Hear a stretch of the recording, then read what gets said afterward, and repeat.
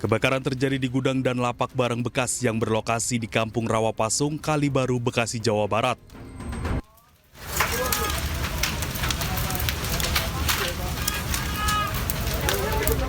Api berkobar disertai asap hitam pekat meluas ke gudang dan lapak barang bekas lainnya. Sejumlah warga berusaha memadamkan api dengan alat seadanya. Tidak hanya lapak barang bekas, 2 rumah warga juga ikut ludes terbakar. Diduga kebakaran terjadi karena korsleting listrik.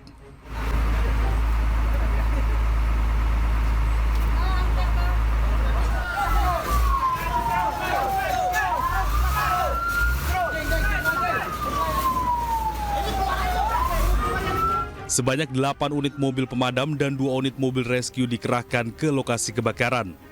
Diduga sempat kesulitan memadamkan api lantaran mayoritas material yang terbakar berbahan plastik dan kayu.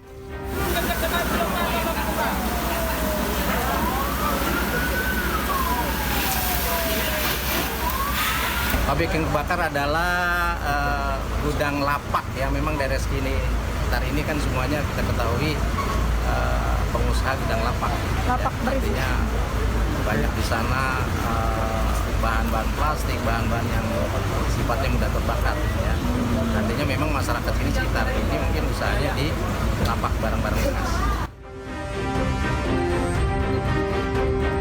Tidak ada korban jiwa dalam kebakaran, namun kerugian materi akibat kebakaran diperkirakan mencapai miliaran rupiah dan penyebab pasti kebakaran dalam penyelidikan polisi.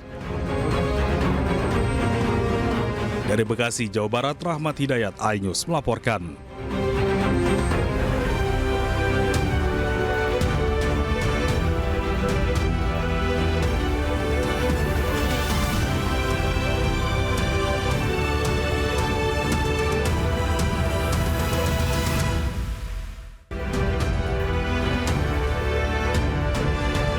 Halo, selamat sore pemirsa. Demikian tadi berita pilihan iNews Sore. Bersama saya Wiki Adrian, kita awali iNews Sore hari ini dengan informasi rencananya besok para menteri dan wakil menteri Kabinet Merah Putih akan mendapatkan pengarahan atau pembekalan ala militer oleh Presiden Prabowo Subianto di Magelang, Jawa Tengah. Pengarahan rencananya akan berlangsung selama 3 hari.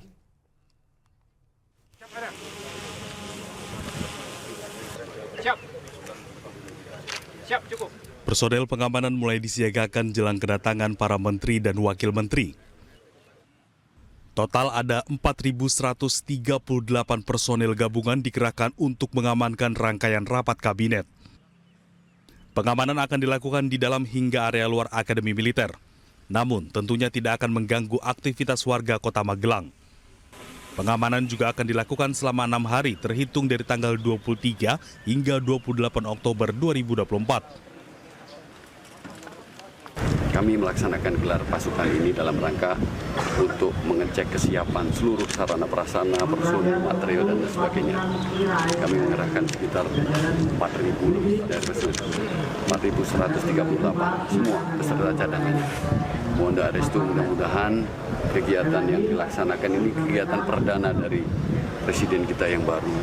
Jadi semua instansi, institusi semua terkait. Rencananya para menteri dan wakil menteri akan dikumpulkan di Kompleks Akademi Militer Magelang, Jawa Tengah. Saya menyambut dengan penuh sukacita. Kemarin saya kaget dibagikan juga seragam itu. Seragam lapangan, ya mungkin juga ada kegiatan-kegiatan lapangan, saya tidak tahu.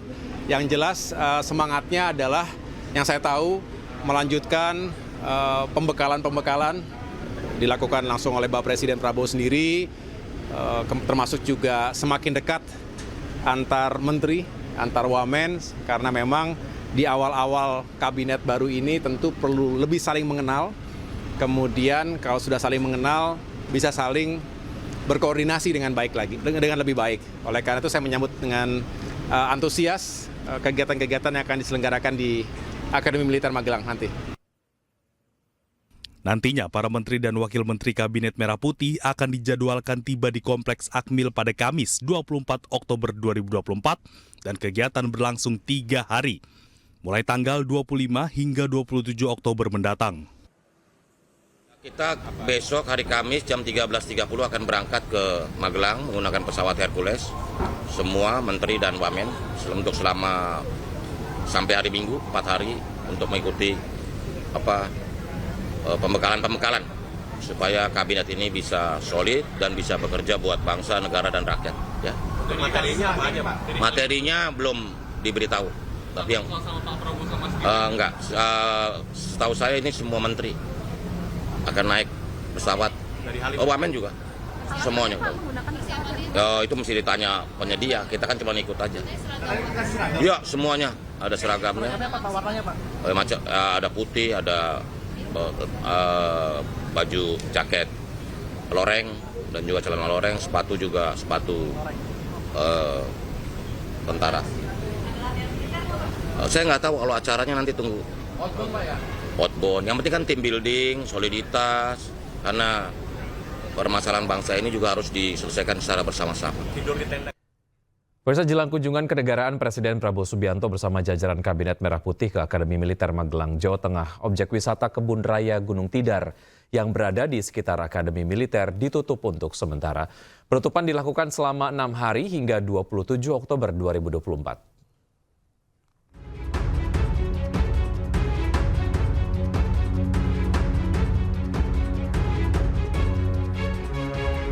Inilah suasana objek wisata Kebun Raya Gunung Tidar yang berada di Kota Magelang, Jawa Tengah. Gunung Tidar merupakan bukit yang berada di tengah Kota Magelang yang menjadi destinasi wisata religi yang berbatasan langsung dengan Komplek Akademi Militer. Sejak Selasa 22 Oktober, objek wisata ini ditutup. Penutupan dilakukan sebagai antisipasi keamanan terkait dengan kunjungan Presiden Prabowo Subianto bersama Kabinet Merah Putih. Nantinya para menteri dan wakil menteri Kabinet Merah Putih akan memperoleh pembekalan di Akademi Militer Magelang, Jawa Tengah. Rencananya pembekalan akan berlangsung pada 23 hingga 27 Oktober 2024. Karena memang kami menerima himbauan untuk tutup sementara mulai tanggal 22 sampai 27 Oktober 2024. Karena ini berkaitan dengan kunjungan Presiden yang akan dilaksanakan tanggal 24 sampai tanggal 27 yang rencana agendanya akan rapat bersama Kabinet terbaru Pak Prabowo, seperti itu. Penutupan objek wisata Gunung Tidar dilakukan selama 6 hari hingga 27 Oktober 2024 dan akan dibuka kembali untuk umum pada 28 Oktober 2024. Dari Magelang, Puji Hartono, iNews melaporkan. Ya, pemirsa, untuk mengetahui informasi selengkapnya kami telah terhubung dengan rekan Anissa Rizkia di kawasan Akademi Militer Magelang, Jawa Tengah. Selamat sore, Anissa. Bagaimana persiapan di sana menjelang menteri dan juga wakil menteri berdatangan untuk kemudian mendapatkan pembekalan di sana, Anissa? Ya, jelang pembekalan menteri dan beserta jajaran akan tiba di Magelang, Jawa Tengah rencananya pada hari esok Kamis, dan tentunya itu juga dibarengi dengan kedatangan Presiden Republik Indonesia, dan rencananya memang selama 3 hari begitu, mulai dari hari Jumat hingga hari Minggu. Pembekalan akan dimulai pada tanggal 25 hingga 27 Oktober 2024. Lokasinya berada di Akademi Militer Magelang, Jawa Tengah, di tempat saya melaporkan saat ini, di mana nantinya para menteri beserta jajarannya akan mengikuti rangkaian pembekalan di tempat saya melaporkan, kemudian akan menginap atau diberikan lokasi yang berbeda begitu ya, untuk para menteri ini menginap di lapangan golf yang terletak sekitar 3 km dari tempat saya melaporkan. Dan memang ini cukup berbeda begitu ya, biasanya kalau kunjungan menginap di sebuah hotel, namun para menteri ini rencananya begitu akan disiapkan sejumlah 120 tenda kurang lebih. Tenda ini berukuran besar begitu, dan memang ini disiapkan untuk para menteri nantinya beraktivitas ataupun beristirahat setelah pembekalan yang dilakukan di Akademi Militer Magelang, Jawa Tengah. Selain itu, Wiki dan juga pemirsa, jelang rangkaian kegiatan Presiden Prabowo beserta jajaran Kabinet Merah Putih di Komplek Akademi Militer Magelang ini memang sejak pagi tadi tengah dilakukan apel, yakni sebanyak 4.000 lebih pasukan dikerahkan baik itu dari TNI dan juga Polri untuk pengamanan jalannya pembekalan pada hari Jumat hingga hari Minggu mendatang. Dan memang jika dilihat begitu ya, situasi di Kota Magelang sendiri saat ini sudah mulai dilakukan pengamanan ketat begitu di beberapa titik, terutama di Jalan Gatot Subroto tempat saya melaporkan menuju ke tempat menginap yang nantinya rencananya akan digunakan untuk para menteri beserta jajarannya. Dan selain itu juga memang rencananya nanti selain ada pembekalan, mereka juga akan dilakukan kegiatan lapangan. Namun detailnya seperti apa, kami juga masih menunggu kegiatan lapangan yang akan diberikan untuk para menteri beserta jajaran ini seperti apa. Detailsnya pun juga kami masih terus mencari informasi terkait hal ini. Selain itu juga dihimbau begitu para warga Magelang dan sekitarnya jika akan melintasi kawasan Akademi Militer dan juga lapangan golf Borobudur begitu, dalam beberapa hari ke depan tentunya akan dilakukan rekayasa lalu lintas juga. Namun untuk penutupan jalan ini situasional begitu, melihat nanti pada saat kegiatan dilakukan baik itu di Akademi Militer maupun di lapangan golf. Sementara saya kembalikan kepada Wiki yang ada di studio. Ya, kami akan terus mengikuti perkembangan berita yang Anda kemudian sampaikan nanti. Anissa, terima kasih atas laporan dari Anda. Selamat bertugas kembali. Ya, pemirsa, jajaran Menteri dan Wakil Menteri Kabinet Merah Putih Prabowo akan bertolak ke Lembah Tidar Kamis besok. Diketahui Lembah Tidar merupakan tempat para calon taruna Akademi Militer ditempa agar menjadi pribadi yang tangguh.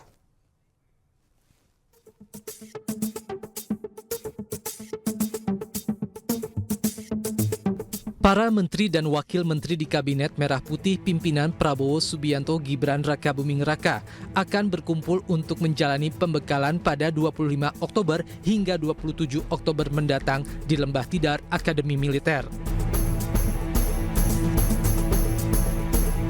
Lembah Tidar terletak di area Gunung Tidar. Gunung setinggi 503 mdpl dengan luas 701.674 meter persegi yang berada di Kota Magelang, Jawa Tengah. Bangunan Akademi Militer Lembah Tidar ini didirikan pada 31 Oktober 1945 atas perintah Kepala Staf Umum Tentara Keamanan Rakyat Letjen TNI Urip Sumoharjo dan digunakan sebagai tempat pendidikan serta pelatihan bagi calon perwira TNI Angkatan Darat. Selain itu, tempat ini juga memfasilitasi pembentukan karakter dan pengabdian seumur hidup kepada negara. Lokasinya yang terpencil di kaki Gunung Tidar membuat para calon perwira fokus dalam penguatan fisik latihan perang dan strategi militer. Presiden Prabowo Subianto dan Wakil Presiden Gibran Rakabuming Raka akan memberikan petunjuk dan arahan teknis kepada masing-masing kementerian supaya dapat saling mengenal satu sama lain.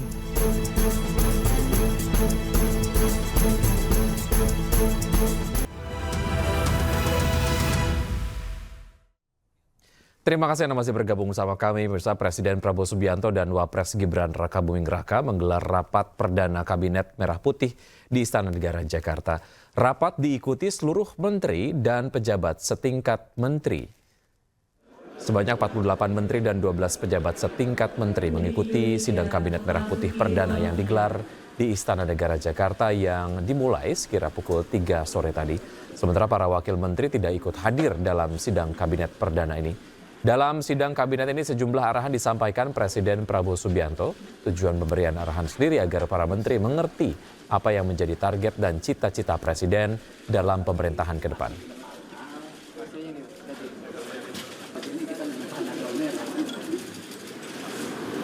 Saudara sekalian, sekarang saya kira adalah suatu momen bersejarah. Ini adalah sidang kabinet paripurna pertama yang saya pimpin. Kabinet yang kita sepakati lebih lama Kabinet Merah Putih untuk menjadi suatu simbol persatuan, simbol kebersamaan, simbol kebangsaan. Saya terus-menerus sudah beberapa tahun ini maju ke hadapan rakyat Indonesia, pada semua pemimpin politik, pemimpin masyarakat, pemimpin agama, pemimpin pengusaha. Saya terus-menerus menekankan pentingnya bersatu. Sumber kunci keberhasilan kebangkitan suatu bangsa dalam sejarah manusia berabad-abad, kuncinya adalah bila elitnya bisa kerjasama, bila elitnya bersatu. Persatuan ini artinya adalah kita bisa sepakati mana adalah kepentingan nasional yang inti, mana adalah kepentingan nasional yang vital bagi kelangsungan hidup bangsa kita. Kita masing-masing punya kepentingan politik masing-masing. Kita masing-masing punya kepentingan kelompok masing-masing. Tapi manakala kita sudah bicara tentang bangsa dan negara, kita harus sepakati kepentingan nasional yang vital. Saya meyakini bahwa kepentingan nasional vital kita tentunya harus kita sepakati adalah kemerdekaan dan keutuhan NKRI, keutuhan Negara Kesatuan Republik Indonesia. Dan untuk menjamin keutuhan dan kelangsungan hidup Negara Kesatuan Republik Indonesia, kita harus dengan handal, dengan cerdik, dengan pandai bisa menjaga dan mengelola kekayaan bangsa kita. Hanya apabila kita bisa menjaga dan mengelola dengan baik semua kekayaan kita, hanya dengan demikian kita bisa memberi pelayanan kepada rakyat kita. Kita bisa memberi kebutuhan hidup rakyat kita. Kita bisa membayar segala keperluan suatu negara modern. Dan di antaranya tentunya adalah menjamin kedaulatan bangsa. Saya ingatkan saudara sekalian, jangan sampai kita lupa dengan Undang-Undang Dasar kita sendiri, Undang-Undang Dasar 1945, yang jelas dalam pembukaannya tertera tujuan-tujuan nasional kita, di mana tujuan-tujuan nasional kita sangat jelas oleh pendiri-pendiri bangsa kita. Tujuan pertamanya adalah melindungi segenap bangsa Indonesia. Ya, kita hari ini menghadiri undangan dari Bapak Presiden Prabowo Subianto untuk sidang Kabinet Paripurna yang pertama kali. Tentu kita ingin mendengarkan arahan-arahan, termasuk juga kebijakan yang beliau akan tetapkan untuk dijalankan oleh para pembantu beliau, para menteri di Kabinet Merah Putih ini.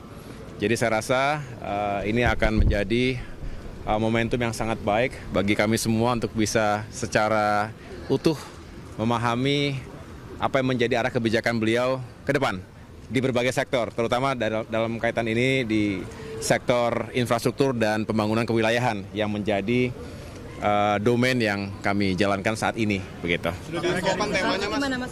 Akmil Magelang, persiapannya apa aja yang dibawa?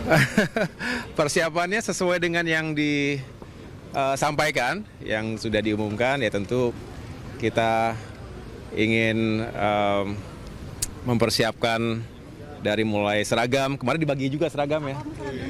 Seragam lapangan. Jadi saya rasa akan menjadi kegiatan yang sangat memorable ya, mengesankan. Kalau bagi kami yang pernah dididik di sana, di Lembah Tidar, di Akademi Militer, akan menjadi nostalgia juga, sekaligus mengingat-ingat masa-masa dulu di Taruna sana. Begitu. Pemutihan Marves ada beberapa yang ke Bapak ya? Ya, artinya karena Kemenko Infrastruktur dan Pembangunan Kewilayahan ini adalah sesuatu yang baru, jadi saya mendapatkan penjelasan dari Kemenpan RB bahwa ada sejumlah elemen dari Kementerian Marves, Kemenko Marves terdahulu yang tentunya masih sangat relevan dengan tugas-tugas infrastruktur dan juga pembangunan kewilayahan, ditambah dari elemen lain, baik dari Kemenko Ekonomi maupun Kemenko lainnya yang terlebih dahulu sudah ada. Dari Marves siapa aja, Pak? Nanti akan saya jelaskan lebih lanjut karena masih digodok ya. Ini di Akmil karena kan bayangkan orang kan ada pelatihan militer seperti itu tuh bagaimana? Apa benar ada pelatihan? Saya belum tahu secara lebih detail, tetapi kalau saya menduganya ini akan dijadikan sebagai salah satu event untuk membangun kebersamaan karakter.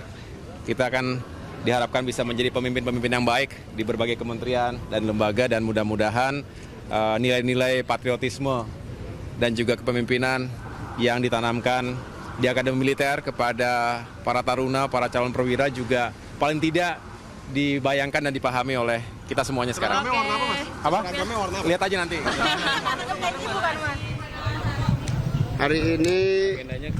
Hari ini rapat paripurna pertama yang akan mendengarkan arahan dari Bapak Presiden Prabowo, sekaligus kita menyiapkan bahan-bahan yang apabila dibutuhkan untuk rencana kerja 2025-2029. Pada prinsipnya kita akan menunggu instruksi selanjutnya karena bidang saya adalah bidang pemberdayaan yang memang kita tahu koperasi, UMKM, desa adalah kekuatan yang selama ini sebetulnya di ruang lingkup Menko Ekonomi.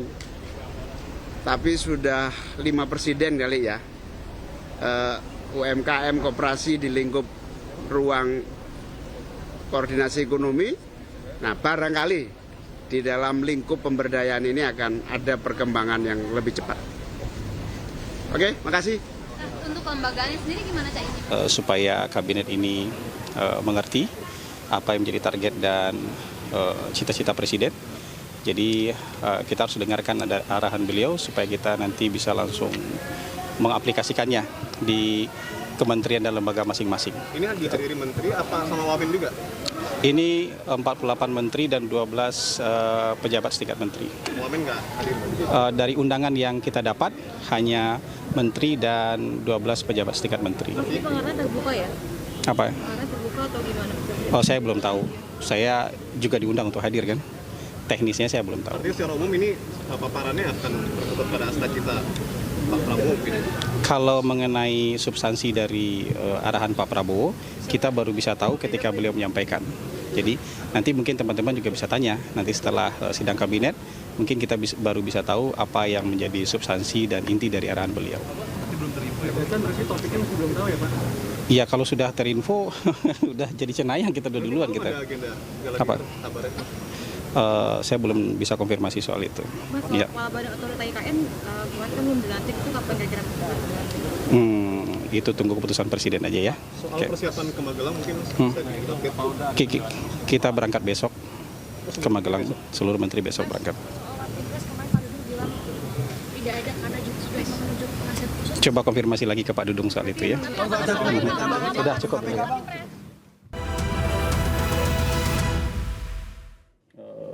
Sangat detail ya. Tapi intinya yang bisa kami sampaikan kepada teman-teman adalah bahwa Presiden berikan arahan dalam rangka menyatukan visi agar kabinet ini bisa langsung aksi. Jadi menyatukan visi biar bisa langsung aksi. Presiden berikan arahan supaya kementerian, badan-badan segera menyusun tim kerja yang baik, tim yang bisa bekerja dengan baik dan bisa bekerja dengan efisien. Beliau meminta seluruh menteri membangun sebuah super tim yang bisa bekerja seperti tim total football. Kemudian beliau juga mengingatkan kepada seluruh kementerian dan kepala badan agar setia kepada tujuan kita berbangsa dan bernegara seperti yang tercantum dalam pembukaan Undang-Undang Dasar 1945.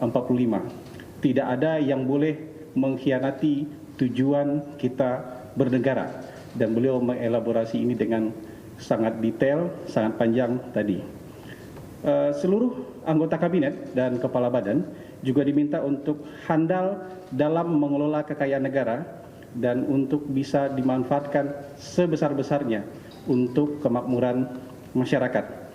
Birokrasi ya harus berubah dan harus bisa lebih cepat dalam melayani kebutuhan masyarakat. Jangan terlalu banyak membuat kegiatan-kegiatan yang tidak bermanfaat.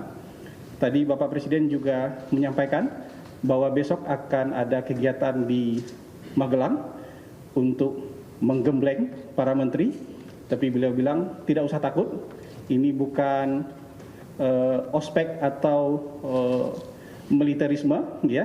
Ini untuk kebersamaan, keguyuban, untuk melakukan team building dan untuk melakukan koordinasi antar kementerian dan lembaga. Jadi dan kenapa dilaksanakan di Magelang? Karena ini juga salah satu simbol perjuangan, ya, simbol heroisme di sana. Dan ini memang kita harus patriotik. Oleh sebab itu, oleh karena itu memang kabinetnya dinamakan sebagai kabinet merah putih. Karena patriotisme harus menjadi inti dari perjuangan kabinet ini. Mungkin itu yang bisa kami sampaikan. Saya rasa cukup buat teman-teman.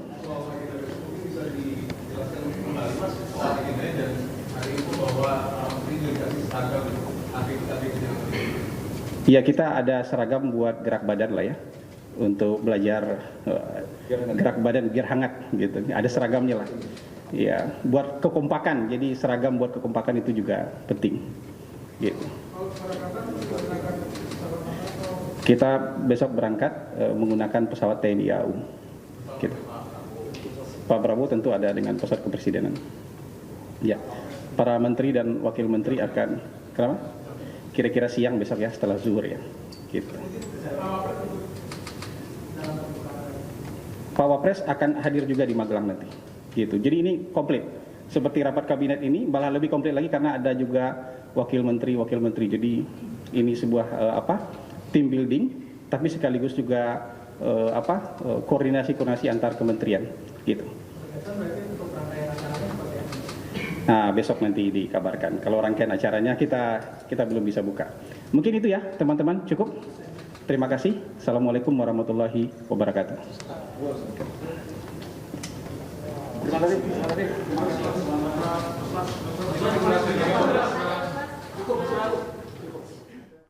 Pemirsa, kembali ke informasi lain, debat kedua Pilgub Jakarta 2024 akan digelar Minggu 27 Oktober 2024 mendatang.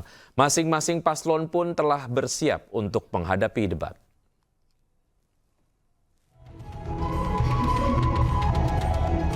Pasangan Ridwan Kamil Suswono terus berlatih untuk hadapi debat kedua. Keduanya berlatih topik debat kedua calon gubernur wakil gubernur Jakarta. Ridwan Kamil pun menyatakan kesiapannya untuk debat pada hari Minggu mendatang. Pasangan itu? Kalau debat saya kira sama, kita harus kuasai topik-topiknya. Saya tetap tidak akan takabur, saya selalu latihan, karena ngejawab 1 menit itu nggak mudah ya. Jadi lebih ke latihan agar tepat waktu, dan kami punya banyak solusi terhadap masalah-masalah yang ada di Jakarta, dan juga pengalaman yang bisa dibagikan. Karena nggak semua jawaban itu harus sesuatu yang baru. Ya, kebanyakan adalah sebagian sudah kami lakukan. Jadi insya Allah siap 27 Oktober untuk debat kedua. Sementara calon gubernur DKI Jakarta nomor urut 3 Pramono Anung mengaku tidak ada latihan khusus menjelang debat terbuka kedua. Dirinya juga mengaku tetap akan turun belusukan ke masyarakat seperti biasa. Secara khusus nggak ada untuk melatih itu, karena memang persoalan yang akan menjadi materi debat relatif sudah saya sampaikan secara terbuka. Itu contohnya Trans Jabodetabek, Jakarta Funding, kemudian juga housing. Ini yang menjadi pertanyaan-pertanyaan di dalam debat nanti, termasuk UMKM, saya sudah sampaikan. Sehingga dengan demikian tidak ada waktu khusus untuk itu, saya tetap akan turun seperti biasa. Debat kedua Pilkada Jakarta akan digelar Minggu 27 Oktober 2024. Tema yang akan diangkat adalah ekonomi dan kesejahteraan sosial. Dari Jakarta, tim liputan iNews melaporkan. Sementara itu pemirsa, hingga kini hasil survei calon gubernur dan wakil gubernur DKI Jakarta masih terus bergerak dinamis. Lembaga Survei Indonesia telah mengeluarkan survei terkini. Survei digelar dari 10 sampai dengan 17 Oktober 2024, tepatnya usai debat pertama digelar. Hasilnya, pasangan Pramono Anung Rano Karno memimpin dengan 41,6%. Kemudian diikuti oleh Ridwan Kamil Suswono dengan 37,4%, sementara Dharma Pongrekun Gunung Perdana berada di posisi terakhir dengan 6,6%. Namun menariknya 14,4% warga Jakarta masih belum menentukan pilihan, sehingga hasil survei masih terbuka untuk berubah setelah debat kedua nanti.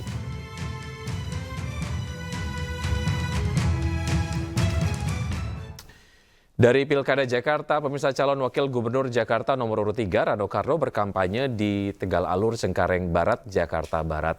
Rano menemui komunitas Tionghoa dan mensosialisasikan program Pramono Rano.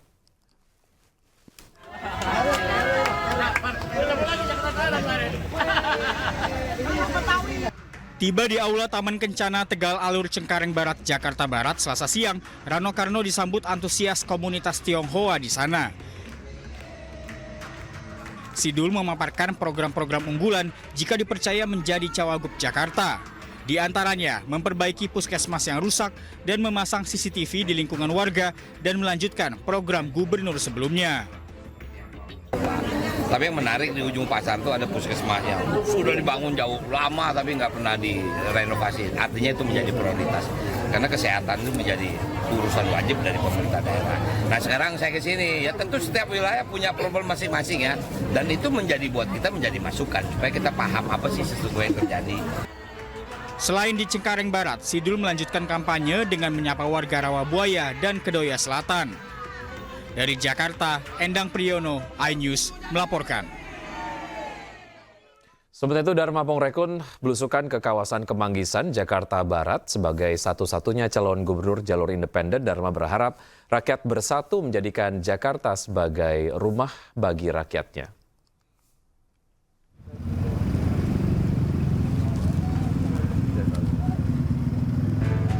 Calon Gubernur Jakarta nomor urut 2, Dharma Pongrekun, melakukan belusukan di kawasan Kemanggisan, Jakarta Barat.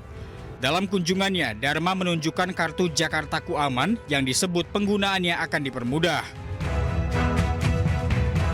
Sebagai satu-satunya calon gubernur dari jalur independen, ia berharap seluruh elemen masyarakat bersatu dan menjadikan Jakarta sebagai rumah bagi rakyatnya. Saya bersama tim mempersiapkan kendaraan bagi rakyat gratis. Manfaatkan dengan sebaik-baiknya untuk mengembalikan kedaulatan rakyat. Waktu kita hanya tinggal 30 hari lagi. Mari kita bersama-sama, karena kemenangan ini bukan kemenangan saya dan Pak Kun, tetapi kemenangan rakyat Jakarta secara keseluruhan. Nantinya proses pemungutan suara Pilkada 2024 akan dilaksanakan secara serentak pada 27 November 2024. Dari Jakarta, Wenda Nura, Ade Supriyatna, Dimas Winardi, iNews melaporkan. Sementara itu, pemirsa, calon gubernur Jakarta nomor urut 1 Ridwan Kamil bertemu dengan komunitas disabilitas serta advokat muda di kawasan Menteng, Jakarta Pusat. RK berkomitmen menampung seluruh aspirasi dari berbagai kalangan untuk diimplementasikan dalam program kerja Ridho ke depan.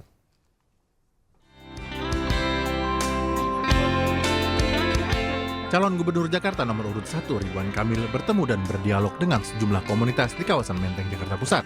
RK mendengarkan curhatan dari komunitas sahabat disabilitas, komunitas pengguna dan pelaku Jaklingko, serta advokat muda. Seluruh aspirasi ini ditampung dan dicarikan solusinya jika nanti terpilih untuk memimpin Jakarta dalam 5 tahun ke depan. Untuk kita nih ya, lebih diperhatikan semuanya deh, kayak pendidikan, kesejahteraan keluarga, terus seperti lapangan pekerjaan untuk disabilitas, terus UMKM-nya terus berjalan, atau misalnya ada bantuan atau apa gitu ya. Curhatan dari disabilitas terkait pekerjaan, modal. Kalau modal kan ada kredit mesra yang sudah kita siapkan. Kalau pameran juga ada bulanan kita pasar malam nutup jalan itu ya, yang Car Free Night itu juga bagian dari promosi sambil nanti kalau ada opportunity lain. Mantan Gubernur Jawa Barat ini berkomitmen mengakomodir setiap permasalahan dan berjanji akan memperjuangkan hak-hak warga Jakarta, khususnya penyandang disabilitas melalui program Kerja Ridho. Dari Jakarta, Muhammad Zulhilmi Abdul Rosyid iNews melaporkan. Keinformasi lain pemirsa, dalam acara haul kedua ibundanya, Menteri Desa dan Pembangunan Daerah Tertinggal Yandri Susanto tegaskan tidak akan mengulangi pengiriman surat dengan Kop Kemendes. Yandri juga memastikan acara tidak terkait dengan agenda politik. Acara haul ibunda Menteri Desa dan Pembangunan Daerah Tertinggal Yandri Susanto menjadi perbincangan lantaran surat undangan untuk kepala desa dibuat dengan Kop Kemendes. Menteri Desa dan Pembangunan Daerah Tertinggal Yandri Susanto pun meminta maaf dan dipastikan tidak akan mengulang tindakannya. Yandri juga tekankan acara kali ini tidak ada hubungannya dengan politik. Tolong tunggu saya.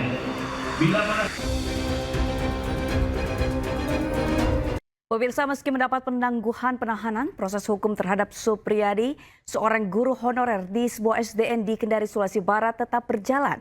Sebelumnya, Suryadi dipenjara lantaran dituduh menganiaya muridnya, anak dari seorang oknum polisi.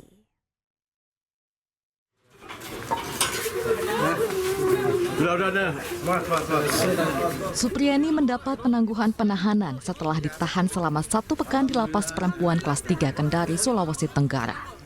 Saya bersyukur saya bisa pulang ke rumah. Terima kasih banyak. Teman-teman. Mudah-mudahan sini ada hikmah yang saya dapatkan. Tapi memang Bu, Ibu tidak mengaku dengan perbuatan itu, Bu? Tidak, Pak. Tidak. Beliau ini kan adalah sementara mengurus untuk P3K. Jadi otomatis dalam pengurusan surat-suratnya atau administrasi semua pasti akan terkendala. Ini makanya yang kami minta kalau bisa untuk dari pihak kejaksaan ataupun pengadilan, kalau bisa dihentikan perkara ini, dihentikan saja. Atau tidak, kita RJ-kan saja. Kita restorasi justice. Kendati telah bebas karena penahanannya ditangguhkan, proses hukum terhadap Supriyani tetap berjalan. Pihak Kejaksaan Negeri Konowe Selatan menyebut penanganan perkara tetap dilanjutkan karena perkaranya sudah dilimpahkan ke Pengadilan Negeri Andolo.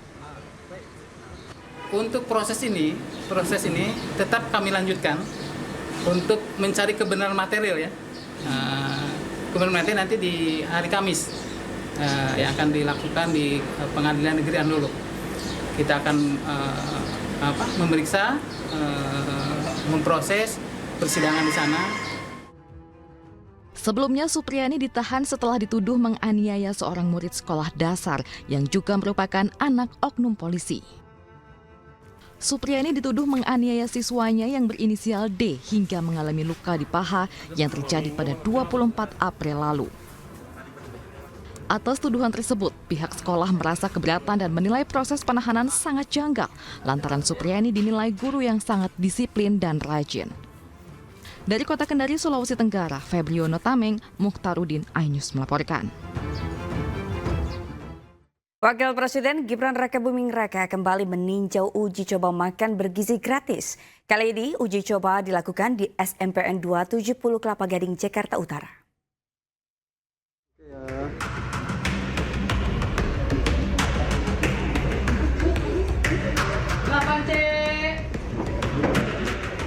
Didampingi PJ Gubernur DKI Jakarta Teguh Setiabudi dan Wakil Presiden Gibran Rakabuming Raka memantau langsung jalannya uji coba makan bergizi gratis di SMPN 270 Kelapa Gading, Jakarta Utara. Dalam kesempatan ini, Gibran berkeliling ke meja makan anak-anak serta menanyai langsung sejumlah siswa kelas 8A yang tengah menikmati makanan. di SMP 270. Ya, kita lihat tadi di beberapa kelas antusiasme para siswa siswi luar biasa sekali, dan ini perlu kita tanya langsung ke penerima manfaatnya. Suka nggak tadi sama menunya? Suka. Suka. Enak nggak? Enak. Mengenyangkan. Kalian biasa tiap hari sarapan dulu nggak? Iya. Sarapan, oke. Dalam makan bergizi kali ini, menunya berisi nasi putih, ayam teriyaki, sayur wortel, hingga buah jeruk.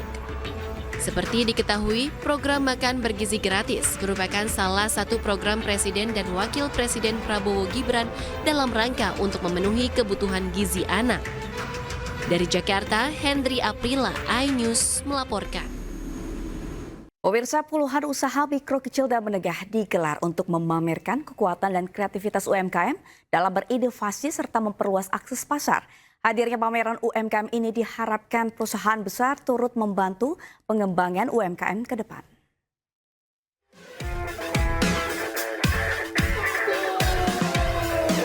PT Pertamina Persero terus berkomitmen dalam pengembangan UMKM lokal melalui berbagai program pengembangan.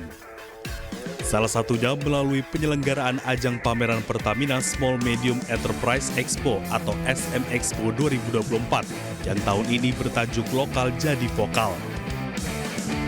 Pameran SM Expo ke-6 ini dibuka langsung oleh Menteri UMKM Maman Abdurrahman dan Direktur Utama PT Pertamina Nike Widiawati.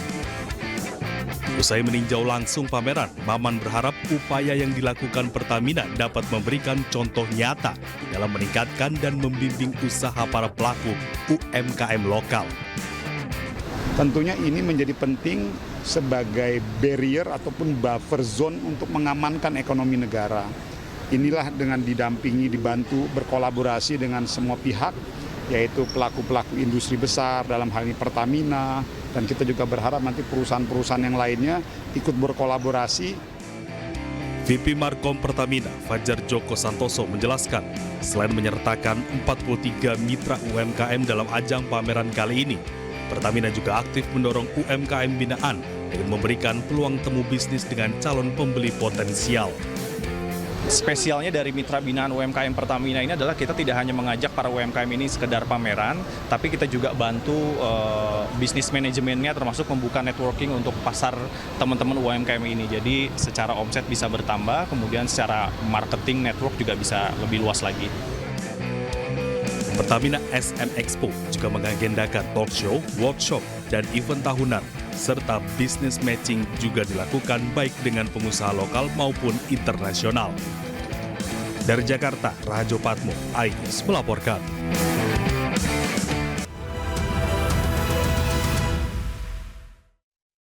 Pemirsa, Menteri Luar Negeri Indonesia Sugiono melaksanakan tugas perdananya ke luar negeri dengan menghadiri konferensi tingkat tinggi BRICS di Kazan, Rusia. Menlu Sugiono tiba di Kazan, Rusia pada Selasa malam waktu setempat untuk menghadiri KTT BRICS. Sesaat setelah turun dari pesawat dan menyapa sejumlah pejabat, Menlu Sugiono sempat mencicipi hidangan tradisional Rusia. KTT BRICS ke-16 di Kazan, Rusia diselenggarakan pada tanggal 22 hingga 24 Oktober 2024. Setidaknya 20 pemimpin dunia hadir di KTT ini. Kehadiran Sugiono di forum ini menegaskan komitmen Indonesia untuk terus berperan aktif dalam forum internasional dan memperkuat hubungan dengan seluruh negara, termasuk negara anggota BRICS yakni Brasil, Rusia, India, China, dan Afrika Selatan.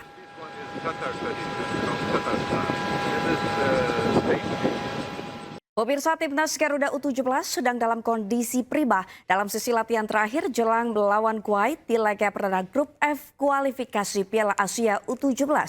Drama pemain di kubu lawan patut diwaspadai mengingat kejadian serupa menimpa timnas senior Indonesia. Informasi yang akan hadir sekaligus menutup kebersamaan kita dalam iNews sore hari ini. Cuplikan tayangan berita iNews dapat Anda saksikan di kanal YouTube @officialinews. Saya Sabrina Sila pamit undur diri. Terima kasih. Sampai jumpa.